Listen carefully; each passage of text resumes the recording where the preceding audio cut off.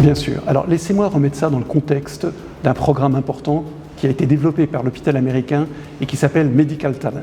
Ce programme vise à mettre en relation, pour un partage de compétences, nos spécialistes de l'hôpital américain avec des spécialistes de la sous-région. Et en l'occurrence, nous sommes à plusieurs missions, qui sont faites à Abidjan. Alors, pour être maintenant plus spécifique sur la mission, cette mission porte sur 2 domaines médicaux très spécifiques, qui sont la gastro-entérologie et la radiologie interventionnelle.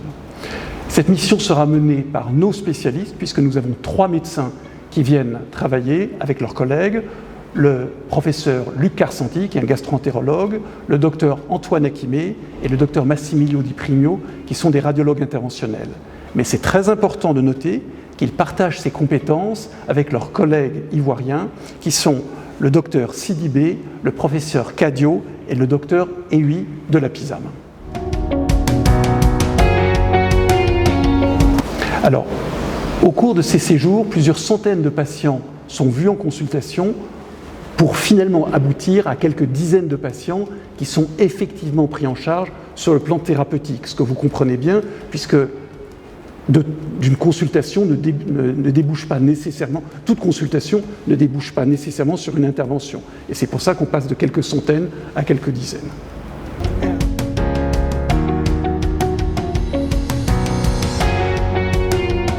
Alors, on se rapproche de nos patients parce qu'il est important de faire ce partage d'expertise sur ce domaine tout à fait nouveau qu'on appelle le mini-invasif. De quoi s'agit-il dans le mini-invasif ? Il s'agit d'éviter des chirurgies lourdes, des chirurgies classiques. En faisant ça, le médecin va faire un acte particulier, c'est-à-dire que si je prends l'exemple de la gastro-entérologie, au lieu d'avoir une chirurgie qui va ouvrir le malade, excusez-moi du terme, mais c'est le terme classique, le médecin va passer par des voies naturelles, il peut passer par exemple par la bouche, ou passer par le rectum, ou faire une petite incision. Il va amener un cathéter ou amener un guide tout près de l'endroit qu'il faut traiter, et sous contrôle d'imagerie, qui peut être soit de l'échographie, soit du scanner, soit de l'IRM, il va traiter la lésion. Il pourra éventuellement faire un prélèvement pour savoir de quoi il s'agit, et puis ensuite il va faire le traitement local. C'est très important de comprendre que pour le patient, le devenir va être complètement différent. Quand vous avez une intervention classique et que, encore une fois, excusez-moi le terme, on ouvre le patient, tout le monde comprend qu'il y a un risque d'infection, il y a un risque de douleur très important et les suites opératoires sont compliquées. Quand vous faites du mini-invasif, les suites sont beaucoup plus simples, il y a moins de douleur, moins d'infection et surtout, le mini-invasif permet de traiter sur le plan fonctionnel. Je vais vous donner un exemple. Dans les lésions de la prostate, le fait de faire ce qu'on appelle des embolisations de la prostate, de boucher un vaisseau juste à proximité de la prostate, va traiter la lésion, mais surtout pour l'homme, il y aura beaucoup moins d'effets secondaires comme incontinence ou impuissance. Donc c'est un bénéfice pour le patient très important. Et pour les femmes, nos radiologues interventionnels traitent ce qu'on appelle des fibromes utérins, qui sont des masses qui sont bénignes, qui sont situées dans l'utérus et qui, si elles sont traitées par la chirurgie, se terminent souvent par une résection, par le fait d'enlever l'utérus et de ne plus avoir d'enfants, alors que là, si on les traite par mini-invasif, la préservation de la fécondité est garantie et c'est bien sûr un bénéfice fondamental pour les femmes. Alors, l'hôpital américain de Paris, qui est une vieille institution qui a plus de 100 ans, est un hôpital privé, à but non lucratif, reconnu d'utilité publique par le gouvernement français et qui est un hôpital multidisciplinaire. En gros, pour faire simple, on traite tout. On traite toutes les pathologies médicales, toutes les pathologies chirurgicales. On a même une spécificité qui nous distingue en France de très nombreux hôpitaux, c'est qu'on a un très grand centre de médecine préventive, où on voit plusieurs milliers de patients par an qui viennent tout simplement pour vérifier qu'ils sont en bonne santé.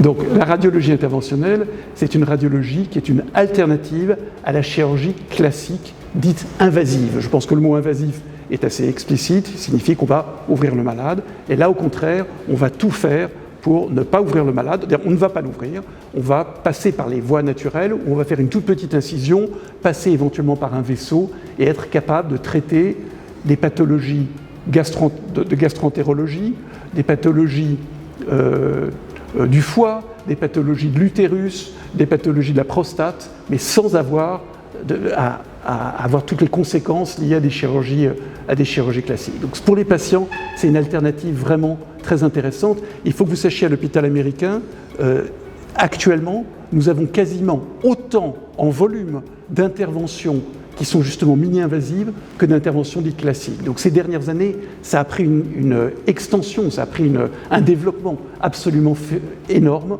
Et encore une fois, dans le mini-invasif, le point clé, c'est que nos opérateurs travaillent sous contrôle de l'imagerie, soit des rayons X, la radiologie, soit du scanner, soit de l'IRM, soit de l'échographie.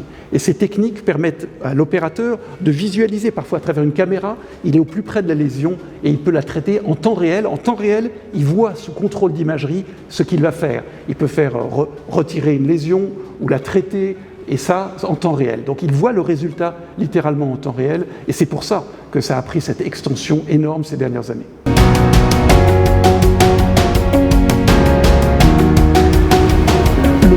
Le monde médical est un monde en pleine évolution. Il y a un mot-clé vraiment qui caractérise la médecine, c'est l'innovation.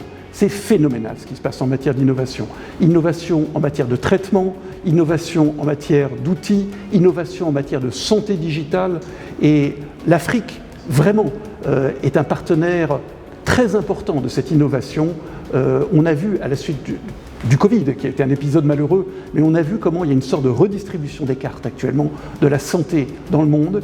Et l'Afrique, à travers ce mot-clé d'innovation, a à l'évidence, un grand avenir, un grand présent dans le monde médical, auquel non seulement qui va venir, mais dans lequel on est actuellement. L'Afrique a pleinement sa place dans ce monde de l'innovation médicale. Notre programme Medical Talent, nous semble-t-il, est un programme de présent et d'avenir.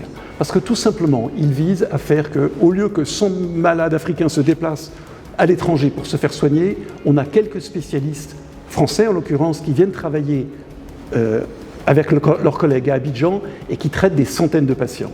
Et donc ça aussi c'est un avenir, c'est de travailler sur des partenariats nouveaux entre médecins africains et médecins français, en l'occurrence des médecins de l'hôpital américain de Paris, sur la prise en charge locale en Afrique de patients africains.